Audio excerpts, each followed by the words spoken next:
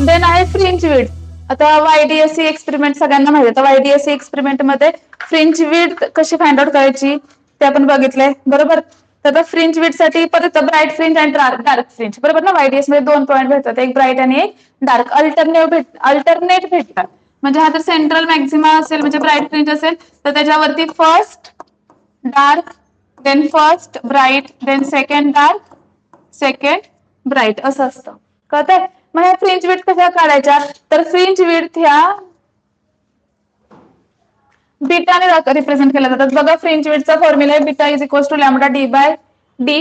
वेल हा जो capital D आहे तुमचे तर 2 स्लिट्स आहेत, ठीक आहे. ही S1 आणि ही S2. ह्या 2 स्लिट मधला डिस्टन्स असतं स्मॉल डी आणि सोर्स पासून स्क्रीन पर्यंतचा डिस्टन्स असतं कॅपिटल डी. मग beta is equal to lambda D by D. Lambda काय आहे, वेव्हलेंथ आहे.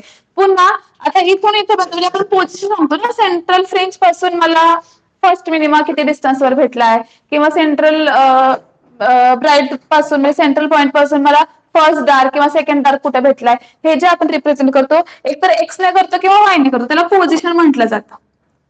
काय म्हटलं जातं, पोझिशन. आणि तुमचा N D N lambda by D बघा इथे दिलेलं आहे, position of nth bright fringe Y N is equal to N lambda D by D, बरोबर. काय दिलेलं आहे, Y N is equal to N lambda D by D. N काय सांगतोय, कितवी फ्रिंज आहे, म्हणजे फर्स्ट मिनिमा आहे की सेकंड मिनिमा आहे किंवा मग फर्स्ट डार्क आहे की सेकंड डार्क आहे, हे तुमचं एन रिप्रेझेंट करतं. पोझिशन कोणत्या पोझिशनवर आहे. वाय लॅम्बडा तुमची वेव्हलेंथ, कॅपिटल डी आहे तुमचा सोर्स आणि स्लिट मधला डिस्टन्स आणि एस आहे 2 सोर्सेस मधलं, सॉरी डी आहे स्मॉल डी 2 सोर्सेस मधलं डिस्टन्स, कळतंय. आणि वाय काय आहे की त्या माझं सेकंड तर सेंटर पासून सेकंड पर्यंतचा किती डिस्टन्स आहे तो म्हणजे काय झालं वाय, त्याला आपण पोझिशन असं म्हणतो, कळतंय का. एवढंच ठराविक मेन इम्पॉर्टंट फॉर्म्युला आहेत, तेवढं लक्ष ठेवायचं. परत मागाच्या सारखंच येईल तर तुम्हाला आता बघा रिफ्रॅक्टिव्ह मटेरियल असेल तर शिफ्ट होत असेल म्हणजे तुम्हाला 2 स्लॅब वगैरे दिले जातील किंवा याच्यात 2 स्लिटच्या मध्ये अजून एक ग्लास स्लॅब ठेवली जाईल, मग शिफ्टिंग होत असेल. कारण आता नॉर्मल तुमची वेव्हलेंथ आहे, म्हणजे इथून सोर्स जाताना सपोज हा प्लेन आलेला आहे, बरोबर.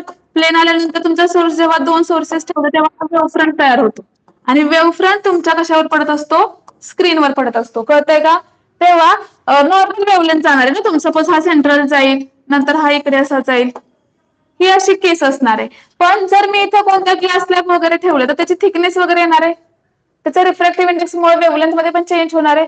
कारण आपण हेही बघितलंय प्रिझम मध्ये डिस्पर्शन कसं होतं, बिकॉज ऑफ तुमची मोनोक्रोमॅटिक लाईट आहे ती प्रिझमच्या ग्लासवर पडल्यावर काय होतंय 7 कलर मध्ये डिस्पर्स होत आहेत. का होतात तर प्रत्येक 7 कलरची वेव्हलेंथ वेगळी आणि त्या वेव्हलेंथच्या अकॉर्डिंगली त्या प्रिझमचा रिफ्रॅक्टिव्ह इंडेक्स काय होत असतो, चेंज होत असतो. मग तसंच तसं तुमच्या ग्लास स्लॅब टाकल्यामुळे त्याचा रिफ्रॅक्टिव्ह इंडेक्स येईल, त्याच्यामुळे तुमचा परत वेव्हलेंथ वर इम्पॅक्ट पडेल आणि तुमच्या फ्रिंजेस चेंज होतील. सो जेव्हा शिफ्टिंग असेल तेव्हा आपला फॉर्म्युला आहे mu -1 T D plus D. T काय आहे तुमची थिकनेस, सपोज ही ग्लास स्लॅब आहे किंवा कोणतंही मटेरियल असेल तर त्याची ही जी काय आहे ती थिकनेस टी असणार आहे डी बाय डी. बाकी सगळं काही सेम, कळतंय, ठीक आहे.